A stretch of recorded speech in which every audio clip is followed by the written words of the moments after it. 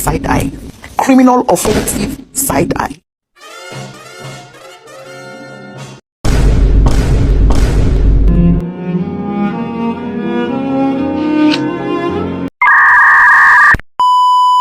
Assalamualaikum warahmatullahi wabarakatuh. Perkenalkan, nama saya Widiawati, biasa disapa Widya. Saya dari kelas 1D Fakultas Ekonomi dan Bisnis. Saya ingin menjelaskan tentang rangkuman yang berjudul Sejarah Kedudukan dan Fungsi Bahasa Indonesia. Assalamualaikum warahmatullahi wabarakatuh. Perkenalkan, nama saya Widiawati, biasa disapa Widya. Saya dari kelas 1D Fakultas Ekonomi dan Bisnis. Saya ingin menjelaskan tentang rangkuman yang berjudul Sejarah Kedudukan dan Fungsi Bahasa Indonesia. Sejarah kedudukan dan fungsi bahasa Indonesia.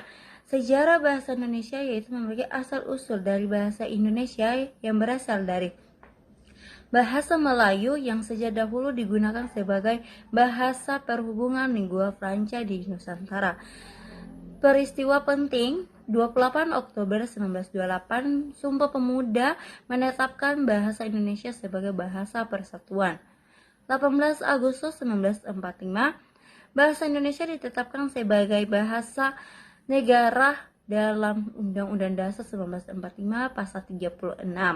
Perkembangan kemerdekaan bahasa Indonesia terus dikembangkan sebagai bahasa ilmu pengetahuan, teknologi, dan komunikasi resmi.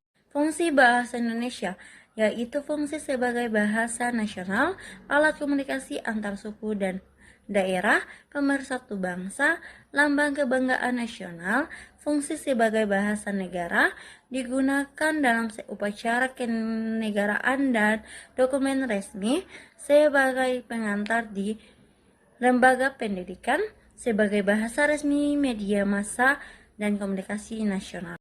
Kedudukan bahasa Indonesia sebagai bahasa nasional, lambang identitas nasional, alat pemersatu bangsa Indonesia, sarana komunikasi antar daerah dan suku, sebagai bahasa negara, bahasa resmi kenegaraan, bahasa pengantar dalam pendidikan, bahasa resmi dalam administrasi pemerintah hukum dan peraturan, bahasa pengembangan ilmu pengetahuan dan kebudayaan. Jika ada kata yang salah atau kurang jelas, mohon maaf.